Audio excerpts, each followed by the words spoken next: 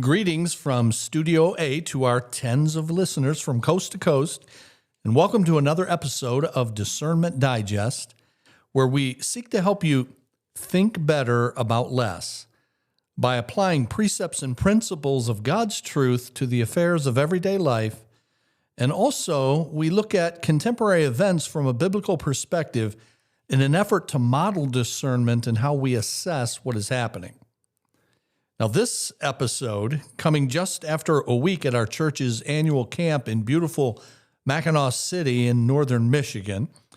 If any of you have never been what we Michiganders call up north, then you've not really seen Michigan. Thankfully, Michigan is much more than Detroit. And our return from family camp is followed this year by Father's Day. So if this is a bit more incoherent than normal, and you may wonder how that's possible, well, that's my excuse. In the latter portion of today's episode, I'll talk about some of what's going on with current events, and that will include some of the decisions of our president, Donald Trump. But first, an explanation about why so much talk regarding Trump and politics on Discernment Digest. Please understand that when I talk of Trump, it's not about Trump. It's true that in the digest portion of each week's Discernment Digest, much of the commentary is designed to model discernment as we view current events, and much of that has to do with the president and politics.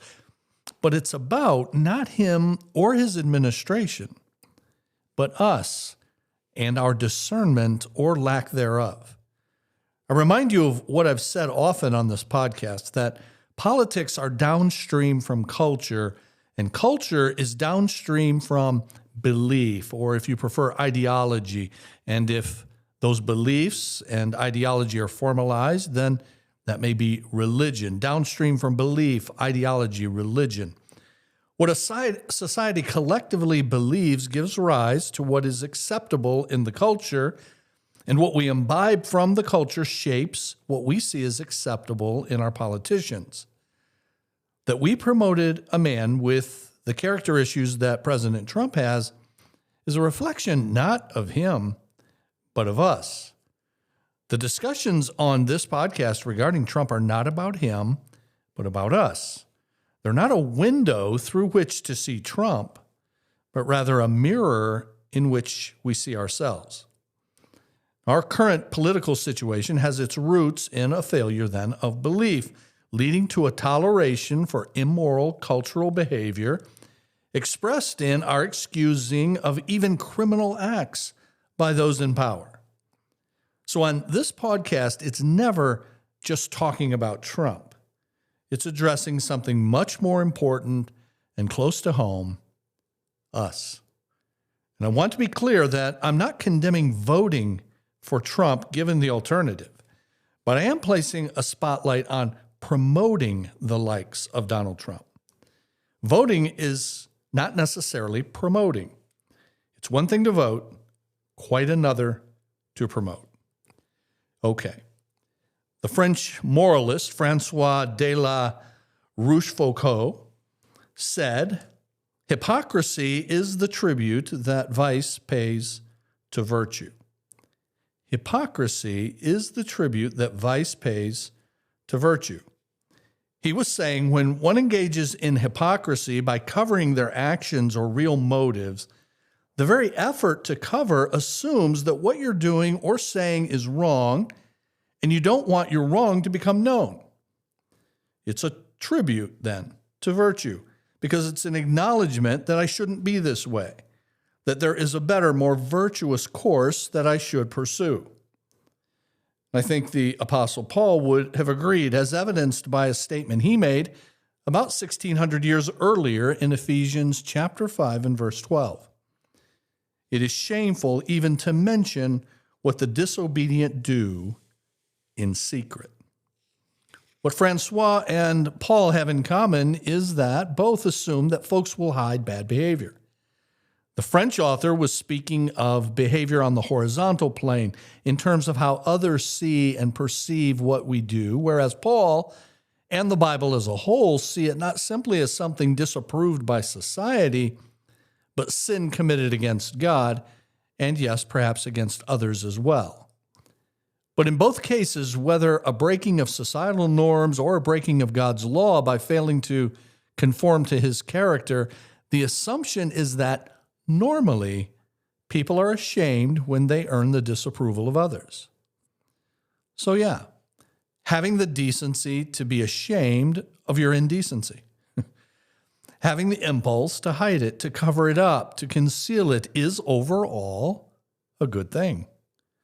To state the obvious, it's best not to have anything about which we need to be ashamed, which means being virtuous in the first place. But having failed to act with virtue, it's at least good to acknowledge that you should have. And the cover-up is that tacit admission. So why do I bring that up?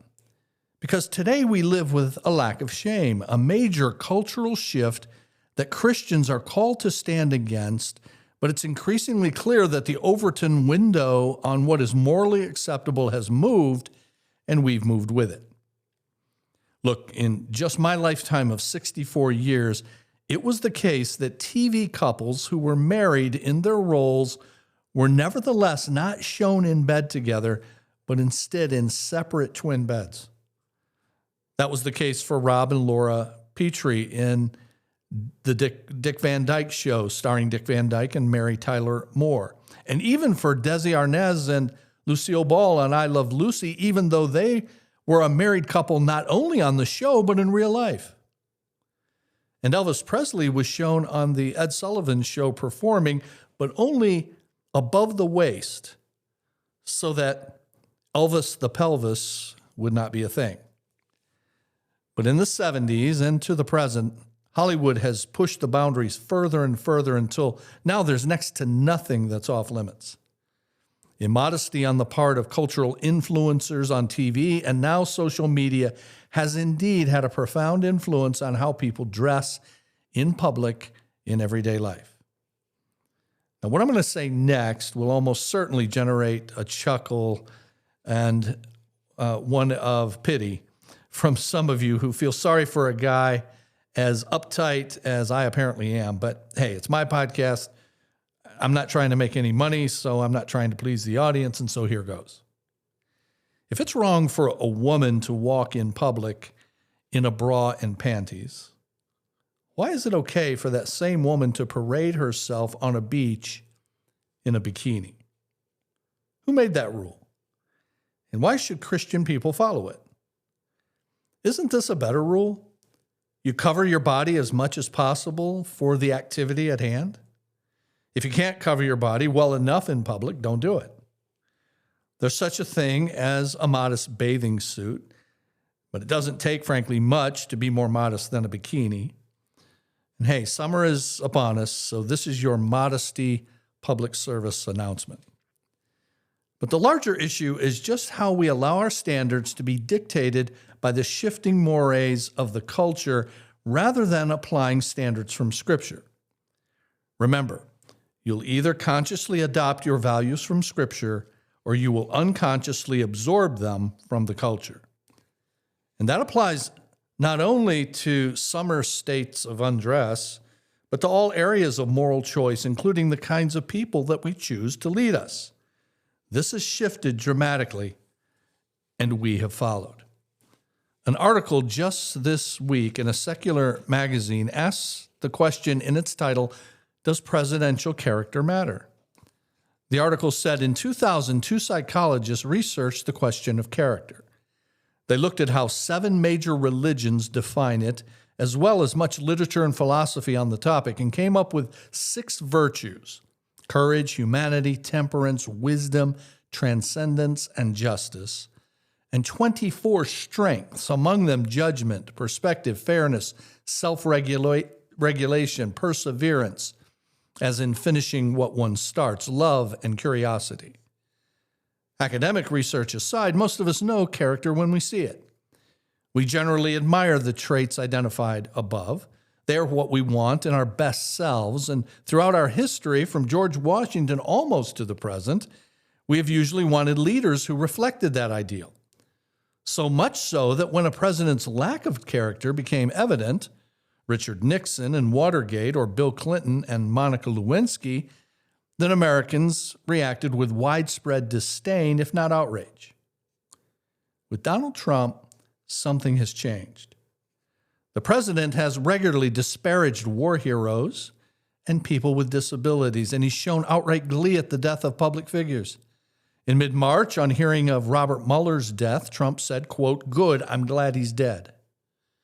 On Easter Sunday this year, Trump initiated a full week of profanity and sacrilege, falling so far short on the character front that virtually none of the above-mentioned psychologist's 6 virtues or 24 strengths was evident. On Truth Social, Trump posted an expletive-filled threat to Iran. We've been hearing for some time about a kind of hold-your-nose support of Trump.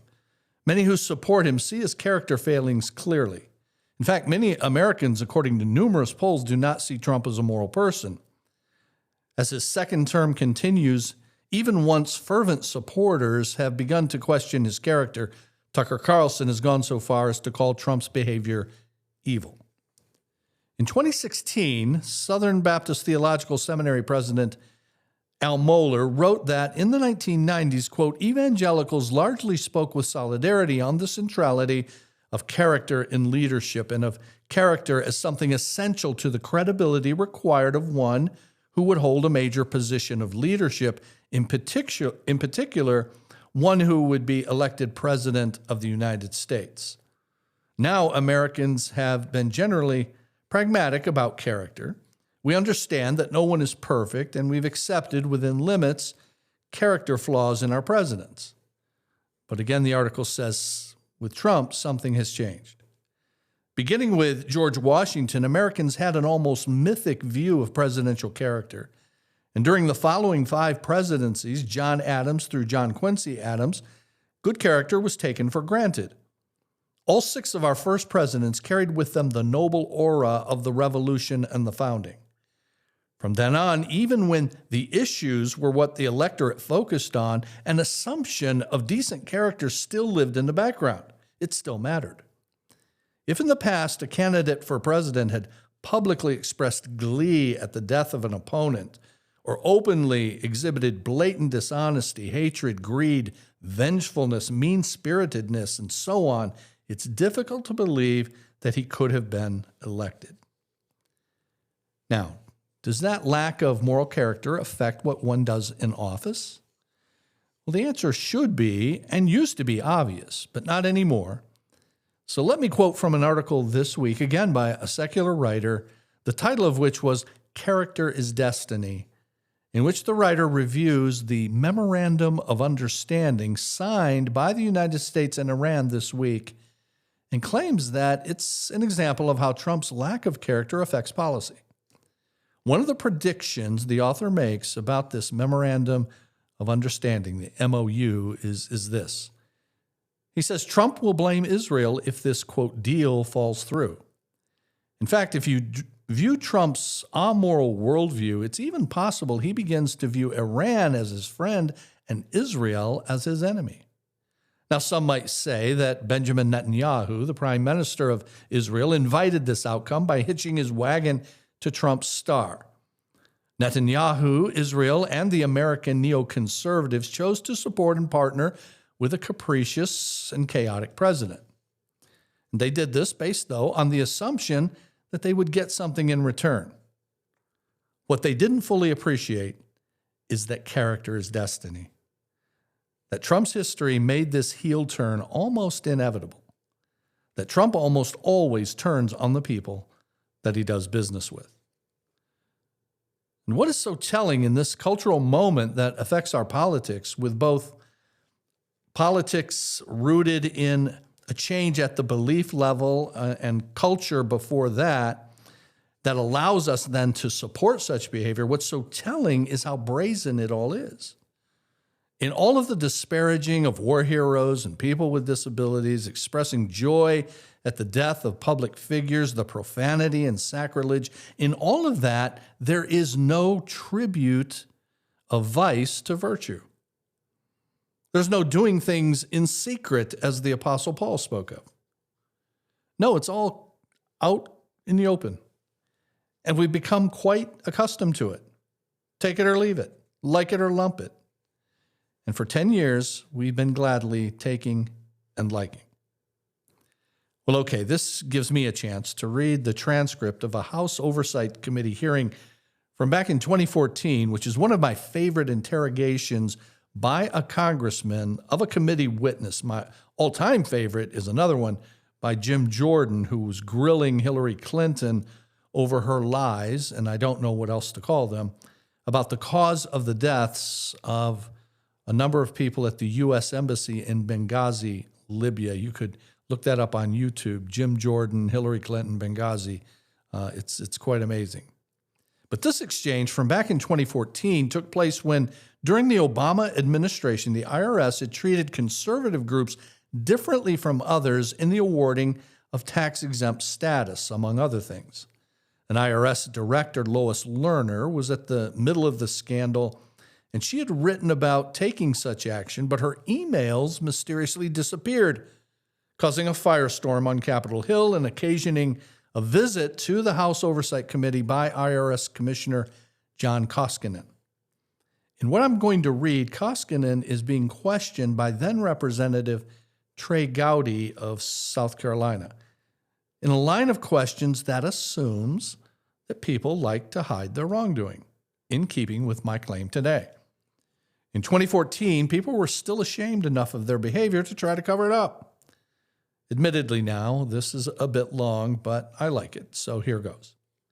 Gowdy says, Commissioner, you're an attorney. Can you explain for our fellow citizens what the phrase spoliation of evidence means? Koskinen says, I have no idea what that means.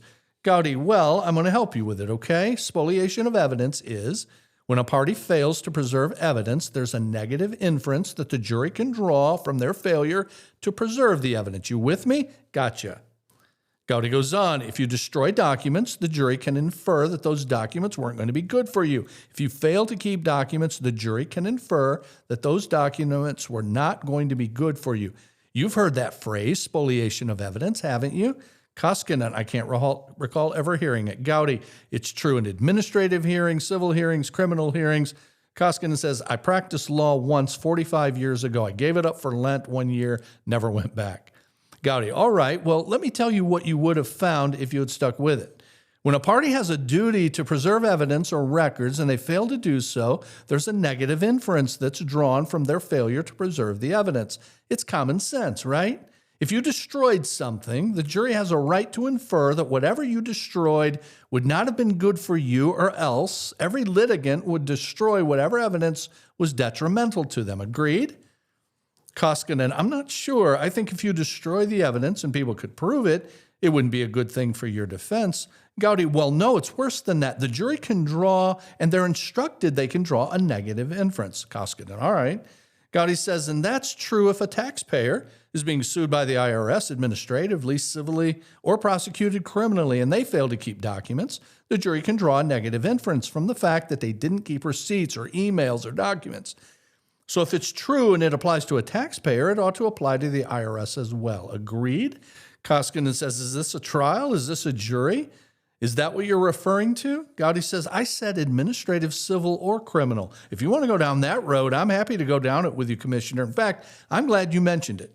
You've already said multiple times today that there was no evidence that you found of any criminal wrongdoing. I want you to tell me what criminal statutes you've evaluated. Koskinen, I haven't looked into any.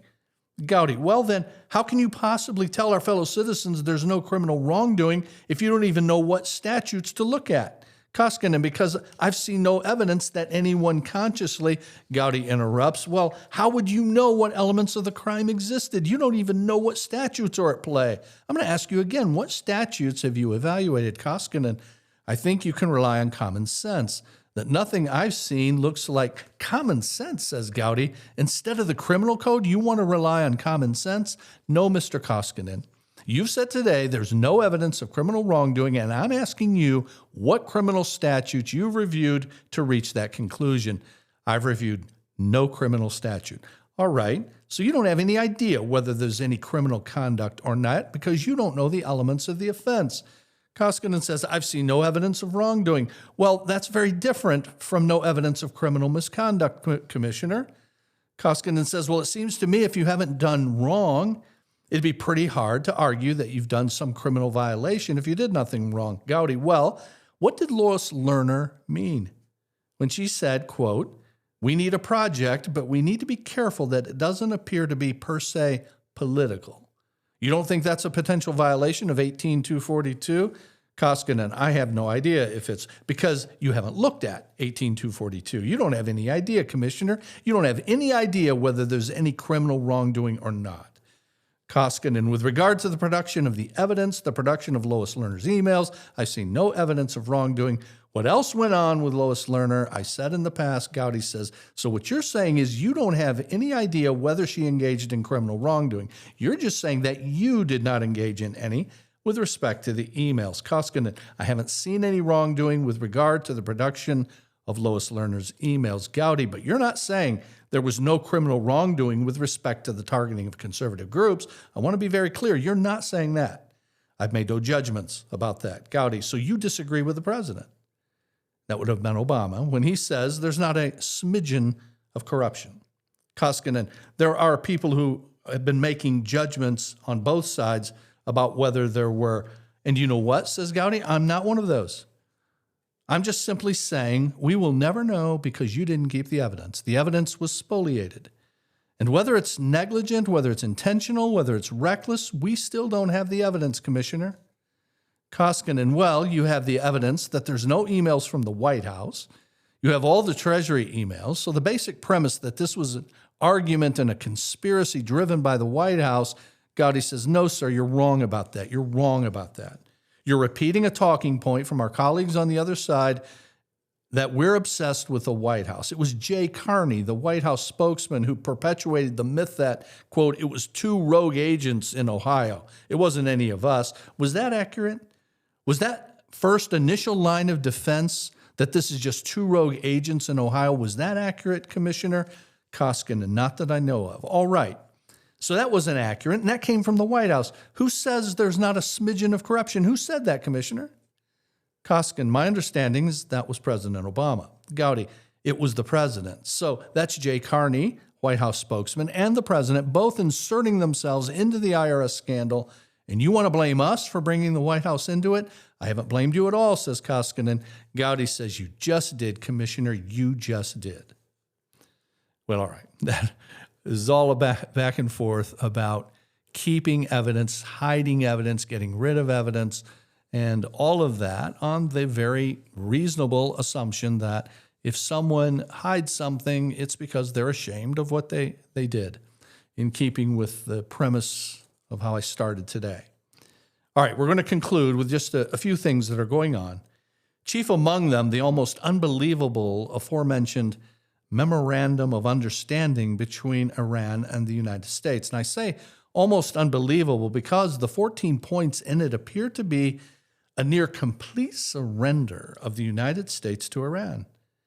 And quite worse than the agreement the Obama administration had made with Iran in 2016 that President Trump discarded in his first term, and he is incessantly criticized as the worst deal in history.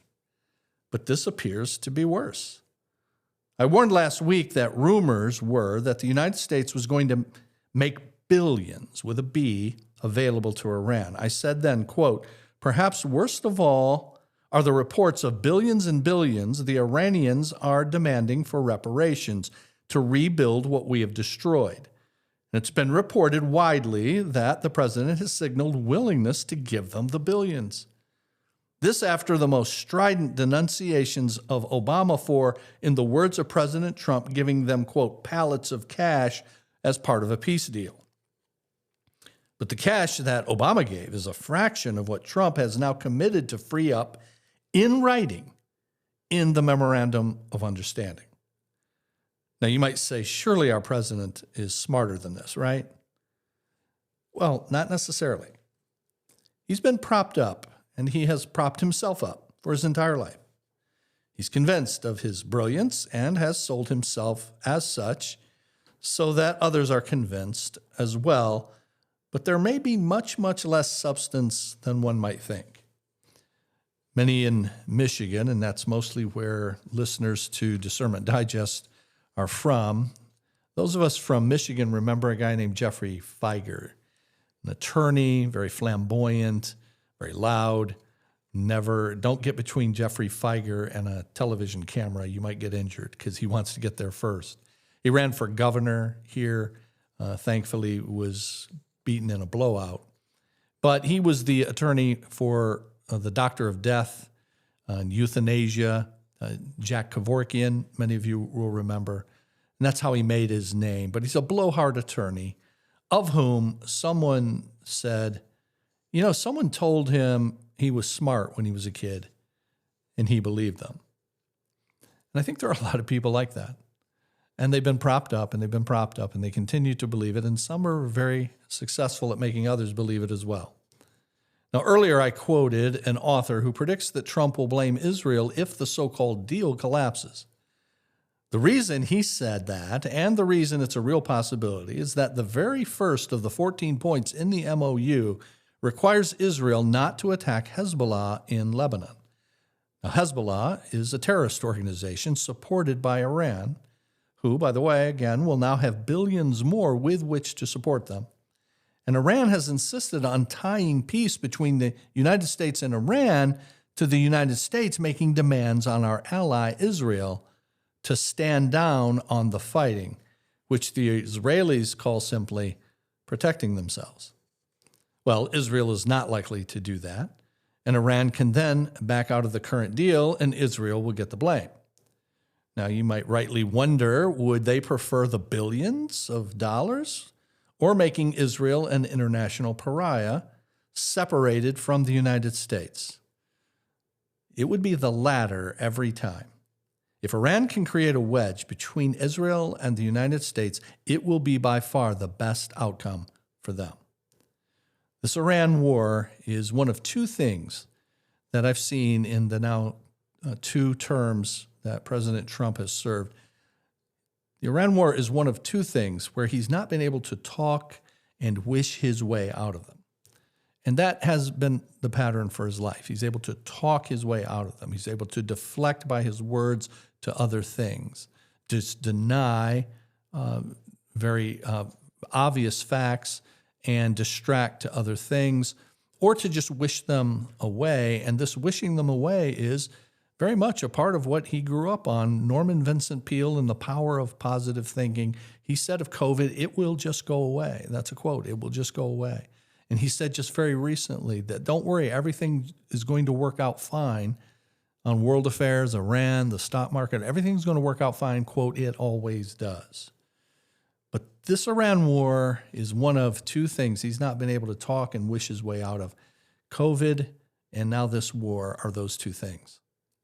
And last, I mentioned at the end of last week that a number of Reformed churches are seeking to address a growing problem in their midst, antisemitism and kinism. This past week, a conference was held in Ogden, Utah called The War for Normal. The Ogden group is at the center of these anti-Semitic and kinist concerns, and at their conference, they had a table set up for display of pro-Nazi and pro-Hitler materials from a publisher who distributes such trash. Last week, I also said, quote, I've warned you in the past about the ministry of Doug Wilson of Moscow, Idaho, and it's from his family of churches tree that some of this has come. Well, the Ogden, Utah group comes entirely from Wilson's church. Now, they are at odds with each other at this point, but Wilson taught and spawned these guys, and now he laments how far they've gone. Yet still, Wilson's Canon Press publishes the Kinist book by Stephen Wolfe called The Case for Christian Nationalism. Well, sadly, this week, none other than Al Mohler of Southern Seminary was on Doug Wilson's podcast called Doug Wilson and Friends. And afterward, Mohler posted how much he enjoyed his time with Wilson. It's poor discernment from Mohler, but unfortunately not surprising, as he has a history of honestly just going where he perceives the wind is blowing. John Piper is guilty of platforming Wilson a few decades ago, and now Mohler is. For Piper, it's a lack of discernment. He is just a very nice guy, and he made a mistake about 20 years ago in platforming Wilson. I don't think it's more than that with Piper from what I've seen from him, and now he's retired. But for Mohler, it's power, which is why he has switched positions so readily over the years over a number of things, including his statements about Donald Trump in 2016 versus what he says now. Well, if you have any questions or comments, you can send those to discern@cbctrenton.com. I hope you can listen again next Monday. In the meantime, have a great week serving and discerning.